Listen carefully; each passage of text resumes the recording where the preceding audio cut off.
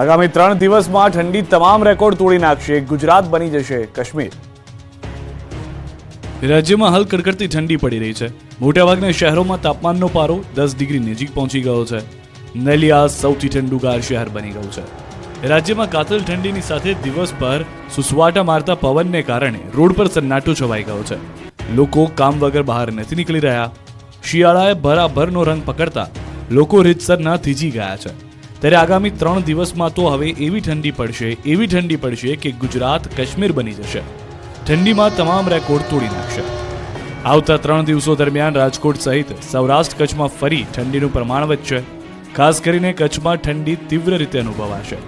હવામાન વિભાગે આગાહી કરી છે કે આવતા 3 દિવસ સુધી કચ્છના નલિયા ખાતે 10 ડિગ્રી આસપાસ લઘુત્તમ તાપમાન રહેશે, જ્યારે ભુજ, રાજકોટ, સુરેન્દ્રનગર, પોરબંદર અને અમરેલી સહિતના સ્થળોએ લઘુત્તમ તાપમાન 12 થી 14 ડિગ્રી આસપાસ નોંધાશે.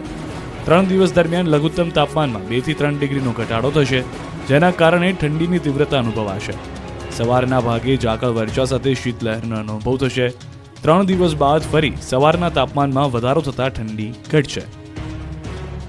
બીજી તરફ ઠંડીને લઈને ઠૂઠવી નાખનારી આગાહી હવામાન નિષ્ણાંત અંબાલાલ પટેલે પણ કરી છે. અંબાલાલ પટેલનું માનીએ તો 25 ડિસેમ્બર બાદ ગાત્રો થીજવતી ઠંડી પડશે. 29 ડિસેમ્બરે પણ ઠંડીના ચમકારામાં વધારો જોવા મળશે. જાન્યુઆરી મહિનો પણ ઠંડોગાર રહે તેવું અનુમાન છે. 10-11 જાન્યુઆરીએ ઠંડીનો ચમકારો જોવા મળશે. તો કચ્છના નલિયામાં 10 ડિગ્રીથી પણ ઓછું તાપમાન રહેશે. પાટણ અને સુરેન્દ્રનગરના ખેડૂતોના નસીબ ફૂટ્યા, ખેતરો બન્યા નદી. નર્મદા વિભાગની બેદરકારીના કારણે પાટણ પંથકના ખેતરો પાણી થઈ ગયા છે. હજારો હેક્ટર જમીનમાં ઉભેલા પાકને તાણી લઈ ગયું પાણી. ખેતરો બની ગયા નદી. પાટણના સાતલપુરના મડુત્રા ગામને જોડતી કેનાલ ઓવરફ્લો થઈ જતા ખેડૂતોના ખેતરો પાણીથી ઓવરફ્લો થયા. પાણીની રેલમછેલના કારણે રવિ પાક ખાક થઈ ગયો. જ્યાં સુધી તમારી નજર પડે ત્યાં સુધી માત્ર ને માત્ર પાણી જ પાણી દેખાઈ રહ્યું છે. હજારો લીટર પાણીનો વેડફાટ થઈ રહ્યો છે. સાથે સાથે ખેડૂતોની મહેનત પર પણ પાણી ફરી વળતા લાખો રૂપિયાનું નુકસાન થયું છે. તેમજ માર્ગ પરથી પસાર થતા વાહન ચાલકોને હાલાકી પડી રહી છે. લખતરથી પણ કંઈક આવા જ દ્રશ્યો જોવા મળ્યા. સુરેન્દ્રનગરમાં લખતરના વિઠ્ઠલગઢ ગામ નજીક પસાર થતી માયનોર કેનાલમાં ગાબડું પડ્યું. કેનાલમાં ગાબડું પડતા આસપાસના ખેતરોમાં પાણી ફરી વળ્યું. આસપાસના ખેતરમાં પાણી ભરાતા જીરું, એરંડા, વરિયાળી સહિતના પાકોને નુકસાન થવાની ભીતિ સેવાઈ રહી છે. અવારનવાર કેનાલમાં ગાબડા પડી જવાને કારણે ખેતરોમાં અનેક વખત પાણી ભરાય છે. નર્મદા વિભાગની બેદરકારી સામે ખેડૂતો પણ રોષે ભરાયા છે. તાત્કાલિક કેનાલના સમારકામ અંગે ખેડૂતોએ માંગ કરી છે. જેતપુર પંથકના ખેડૂતો લાલ મરચાની ખેતી કરી થવાના છે લાલ. પાક પર થયો છે અદ્રશ્ય જીવાતનો હુમલો.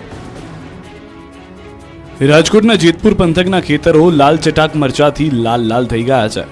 પરંપરાગત ખેતીથી હટીને આ પંથકના ખેડૂતો લાલ મરચાની ખેતી તરફ વળ્યા છે.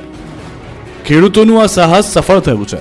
જેતપુરના ગામડાઓમાં લાલ ચટાકેદાર તીખા મરચાની મબલખ ખેતી થઈ રહી છે.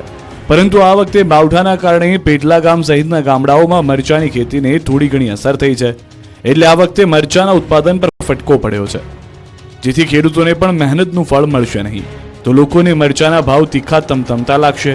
જીભની સાથે ખિસ્સું પણ લાલચોળ થઈ જશે. પેટલા ગામના ખેડૂતોનું કહેવું છે કે મરચાની ખેતીમાં મુશ્કેલી પડી રહી છે. સતત ભેજવાળું વાતાવરણ હોય જેને કારણે મરચાનો ફાલ જે આવવો જોઈએ તે આવતો નથી, અને જે મરચાનો ફાલ આવે છે તો તેમની જે સાઇઝ હોવી જોઈએ એ હોતી નથી અને ખરી જાય છે. આ વખતે મરચાનો જે ફાલ બાંધવો જોઈએ એ આવતો નથી, અને મરચું તૈયાર થાય તે પહેલા ખરી જાય છે, અને મરચું ખરી ગયા બાદ તે કાળું પડી જાય છે. થ્રિપ્સ નામની જીવાતને કારણે ફાલમાં નુકસાન થઈ રહ્યું છે, જેને લઈ ખેડૂતોને 80% જેટલો ફાલ થશે. ખેડૂતે વીઘે 20,000 જેટલો ખર્ચ કર્યો છે.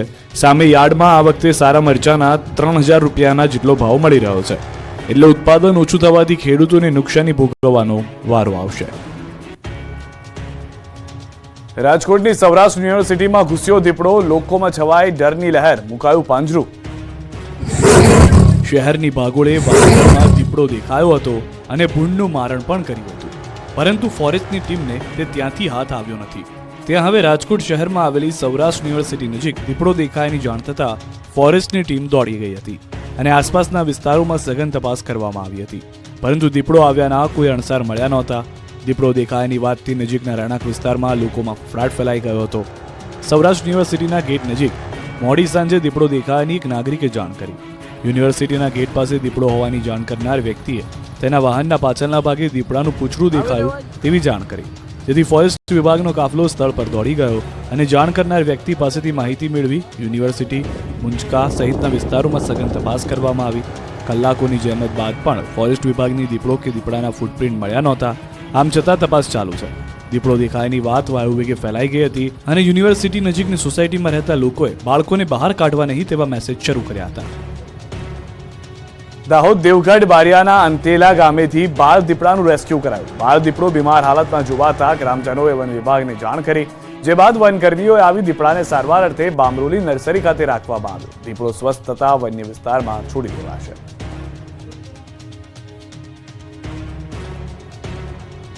સ્ટેચ્યુ ઓફ યુનિટી ખાતે એક જ દિવસમાં 80,000 પ્રવાસીઓ ઉમટી પડ્યા. સોમવારે પણ ખુલ્લું રહેશે એસઓયુ.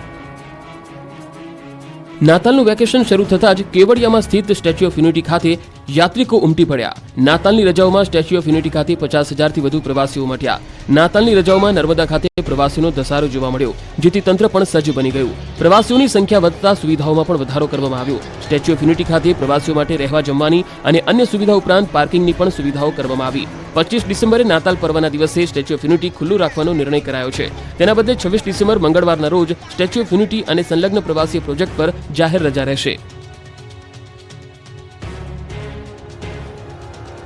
સુરતમાં 40 કારીગરોએ 2 કિલો સોના, ચાંદી અને 5,000થી વધુ હીરા જડિત હાર સાથે રામ દરબાર તૈયાર કર્યો.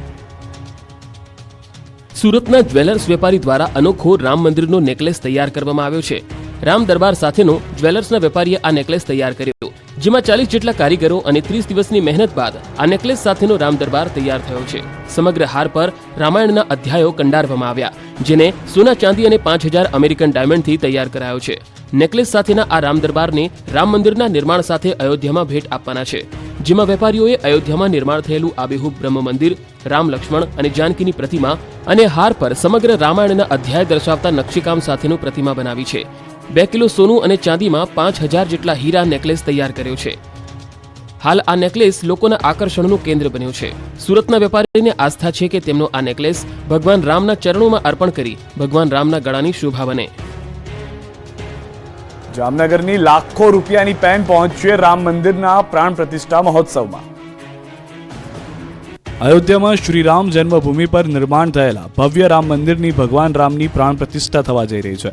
ત્યારે જામનગરની લાખો રૂપિયાની પેન પહોંચશે રામ મંદિરના પ્રાણ પ્રતિષ્ઠા મહોત્સવમાં. જામનગરના કનકરા પરિવાર તરફથી મેગ્નાકાર્ટ બ્રાન્ડની 1 લાખ પેન, 1,90,000ની કિંમતની બનાવેલી ફાઉન્ટેન પેન અયોધ્યા મોકલાઈ. અયોધ્યાના રામ મંદિરની પ્રતિકૃતિ સાથેના સ્ટેન્ડ અને અયોધ્યામાં સ્થાપિત ભગવાન રામની વિશાળ પ્રતિમાની પ્રતિકૃતિ સાથેની ફાઉન્ટેન હનુમાન પેન મોકલવામાં આવી છે. મેગ્નાકાર્ટા બ્રાન્ડની આ ફાઉન્ટેન પેનની કિંમત 1,90,000 છે. પ્રધાનમંત્રી મોદી તથા અનેક સંતો મહંતોની ઉપસ્થિતિમાં શ્રી રામભદ્રાચાર્યજીને આ પેન અર્પણ કરવામાં આવશે. આ પેન માટે ખાસ શ્રી રામના નામ સાથે વિશેષ બોક્સ પણ તૈયાર કરાયું છે. ફાઉન્ટેન પેન સાથે વિશેષ સ્ટેન્ડ તથા શ્રી રામ લખાયેલા પારાની માળા પણ અયોધ્યા મોકલાશે. સુરતમાં રોંગ સાઈડ રાજુઓને સુધારવા માટે શરૂ થઈ અનોખી પહેલ. રોંગ સાઈડ આવતા લોકોને આપ્યા ગુલાબના ફૂલ. સુરતના ઉતાવળિયા રોંગ સાઈડ રાજુઓને સુધારવા માટેની આ અનોખી પહેલ છે. રોંગ સાઈડમાં આવતા લોકોને ટ્રાફિકના નિયમો પાલન કરવાની સમજાવટ સાથે આગેવાનોએ ગાંધીગીરી શરૂ કરી છે. બ્રિજ સિટી તરીકે પણ ઓળખાતા સુરત શહેરના લોકોને સમજાવવા માટે સોશિયલ મીડિયાની એક ટીમ દરરોજ વહેલી સવારે અલગ અલગ જગ્યાએ આવેલા ઓવરબ્રિજ પર ઉતરતો હોય તે જગ્યાએ ઊભા રહે છે. હાથમાં ગુલાબનું ફૂલ તેમજ પોસ્ટરો રાખી રોંગ સાઈડમાં વાહન લઈને આવતા ચાલકોને સમજાવે છે. નમ્રતાથી વાહન ચાલકોને વાળવા માટે સમજાવવામાં આવે છે. અકસ્માતને રોકવા માટેની આ ખાસ ઝુંબેશ શરૂ કરવામાં આવી છે, જેમાં 8 જેટલા લોકોએ શરૂ કરેલી આ ઝુંબેશ